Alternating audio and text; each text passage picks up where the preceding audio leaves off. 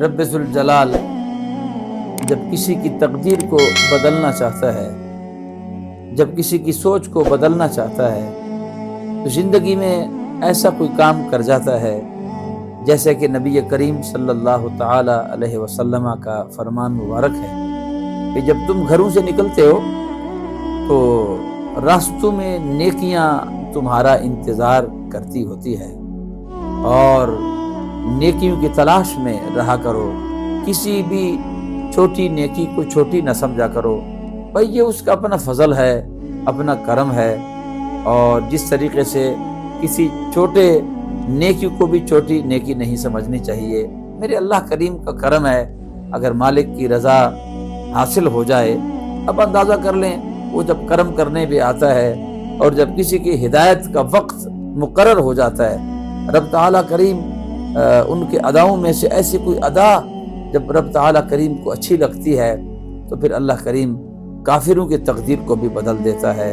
اور غیر مسلموں کے تقدیر کو بھی خدا بدل دیتا ہے، مشرکوں کی تقدیر کو بھی خدا بدل دیتا ہے۔ اندازہ لگا لیں کہ ایک مشرک کافر جو 80 سال سے بتوں کی پوجا کرتا تھا، ایک جملے نے اس پر رحمتوں کے دروازے کھول دیے۔ 80 سال سے بتوں کی پوجا کرتا تھا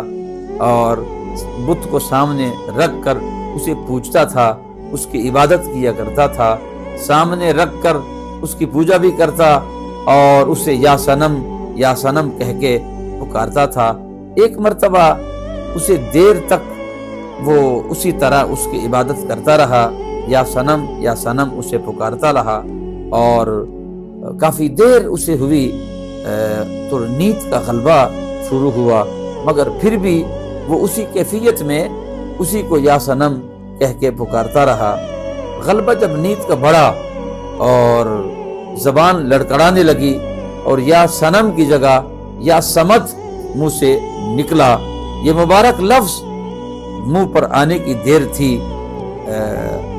آواز کان میں پڑی، لبیک یا عبدی، لبیک یا عبدی۔ جب اس مشرک نے جب یہ لفظ سنے نا، سن کر سختہ سا طاری ہوا اور فرط حیرت سے اور فرط جذبات سے کھڑا ہوا اور اپنے تراشے ہوئے بت کو زور سے پاؤں کا ٹوگر لگایا اور کہا، 80 سال سے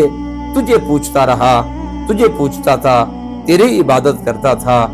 اور ہر وقت تجھے ہی پکارتا تھا، مگر تو پتھر ہی تو تھا، بھلا کیا مجھے تو جواب دیتا؟ اللہ اکبر، میں کیا آپ کے سنتا اور کس طریقے سے، چونکہ پتھر تو پتھر ہی ہے،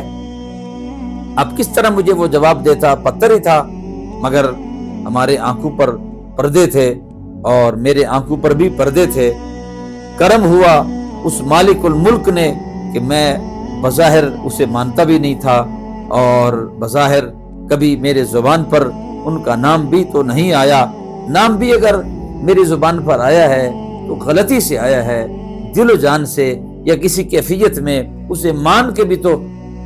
ان کا مبارک نام میرے لبوں پہ نہیں آیا، اور اپنے بت کو ٹوگر مار دی اور بت کو کہنے لگا کہ 80 سال میں تجھے پوچھتا رہا، تو نے جواب تک بھی مجھے نہ دیا، اور جس کا میں باغی تھا اور جس کو میں مانتا ہی نہیں تھا، یار اگر میں دشمن ہوں اس کا، اگر مالک الملک، مالک حقیقی اگر دشمن کے زبان پر بھی وہ نام مقدس آ جاتا ہے تو اس کو وہ لبیک یا عبدی کہہ کے پکارتا ہے اور اس کی مدد کرتا ہے۔ اگر دشمن کے زبان پہ مالک الملک کا نام آ جاتا ہے تو وہ اللہ دشمنوں پر کرم فرما دیتا ہے۔ تو یار اگر میں اسی کا اپنا ہو جاؤں، دل و جان سے اسے تسلیم کر لوں اور اس کے حضور سر سجدے میں رکھوں، اس کو ایک تسلیم کروں اور اس طریقے سے جس طرح ماننے کا حق ہے میں بھی اگر اس کو اسی طریقے سے مان لوں اور اسی کا بن جاؤں، تو پھر دیکھیے اللہ مجھ پر کتنا کرم فرمائے گا۔ بت کو ٹھوکر مار دی اور اللہ کے حضور سجدہ کر دیا، توبہ طائب ہوا اور اللہ کا شکر ادا کر لیا۔ یا اللہ تیرا شکر ہے کہ میرے نو کے زبان پر وہ کی غلطی سے وہ لفظ آیا، آسمانی کائنات میں ہلچل شروع ہوئی، اور فرشتے عرض کرتے ہیں اے باری تعالی یہ جو بندہ ہے اس نے کوئی تجھے مان کے تو تیرا نام مقدس زبان پر نہیں لایا.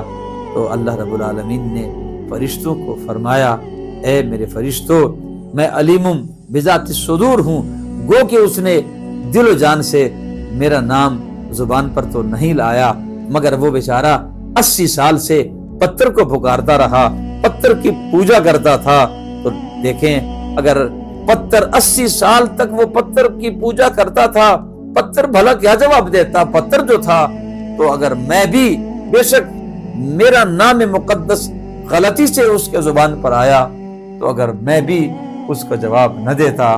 میں بھی اس کی مدد نہ کرتا, میں بھی اس کی دستگیری نہ کرتا, میں بھی اس کی تقدیر کو نہ بدلتا, میں بھی اس کی سوچ کو نہ بدلتا, میں بھی اس پہ ابر کرم نہ برساتا, میں بھی اس پر اپنا برکہ نازل نہ کرتا, اور میں بھی اپنے کرم کے دروازے, رحمت کے دروازے, فیض و برکات کے دروازے اگر میں بھی اس پہ نہ کھولتا تو بھلا کون اس کی مدد کرتا. میرے اور دیکھو نا جی جس طریقے سے وہ بت کو بیچارہ پکارتا رہا, اگر میں بھی اس کی مدد نہ کرتا تو پھر کون اس کی مدد کرتا. احباب جی وقار, یہ وہ مالک ہے, خالق ہے